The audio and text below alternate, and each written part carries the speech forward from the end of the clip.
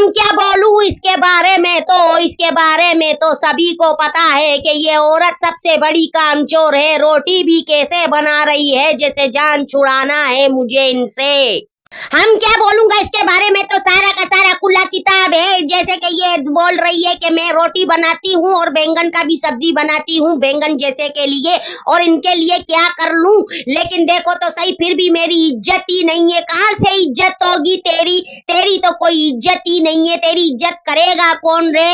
जो करेगा वो सबसे बड़ा बेवकूफ होगा, जो तेरे को पटाएगा एक ही बात बोल के, कितनी अच्छी लग रही हो तुम, सब चीज देना फिर उसको। और मैंने यहाँ पे सबसे बड़े खदड़ों को बुलाया था, तभी तो मैंने एंटरटेनमेंट किया, और मैंने वॉशिंग मशीन, मेरा रोकड़ा खत्म हो गया। यहाँ तो भीख मांगना तो तुम लोगों ने अभी शुरू कर लिया है, क्योंकि तुम लोगों को आता है मांगना, देना नहीं आता है, सिर्फ लेना आता है। इसीलिए दो दो हाथों से चार चार आते अच्छा ही नहीं है, दो दो हाथों से मांगते ही रहते हो, मांगते ही रहते हो, मांगते ही रहते हो, बेकारी कहीं का। तेरे को अगर इतना ही वो है तो जा तू गैरत की गोली खा ले, नहीं तो मैं तेरे को कैप्सूल फिक्स करके भिजवाती हूँ, और जाके काम किया कर, और काम करके बच्चों को और अपनी औरत को खिलाया कर। इनकी कमाइयां नहीं खाया कर। इनकी कमाइयां खाने से पहले इतना दिमाग में बिठा देना कि हम तुम्हारा बारे में बहुत कुछ बोलूंगा, इतना कुछ बोलूंगा है। किसी में हिम्मत तो मेरा मुंह बंद करके बताना, लेकिन मेरा मुंह बंद जब होगा जब सीमा व्लॉग बनाना छोड़ देगी, फिर किसी के पीछे लग जाएंगे। जैसे कि ये देखो सचिन,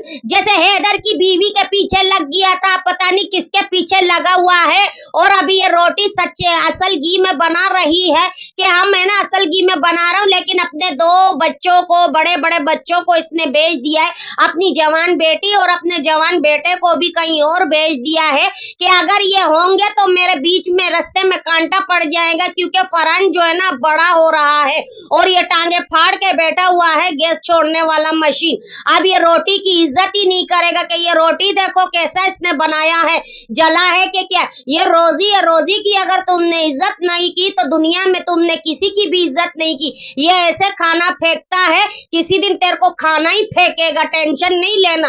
तू खाने के पीछे भागता रहेगा, लेकिन खाना तेरे से दूर भागता रहेगा। और ये यहाँ पे फोन करके अपने ससुराल वालों को बुला दिया है कि हम यहाँ पर बुलाए हैं इनको क्योंकि हमसे काम तो नहीं होता। अरे हम तो नहीं करेंगे काम, हम तो नहीं कर सकते हैं काम, हम सारा दिन जो बनाते रहते हैं वे लोग उसी में ही लगे रहेंगे, उसी में ही करे रहेंगे। बस ये नाक साफ कर दिया उंगली से, अपनी औकात हमने दिखा दी कि हम कौन है कौन नहीं। टिश्यू पेपर भी नहीं रखते हैं, टिश्यू अपने किचन में रखते हैं और लेटरिन में रखते हैं, लेकिन बच्चों के लिए टिश्यू नहीं रखते हैं। पता नहीं इन लोगों को क्या होता है।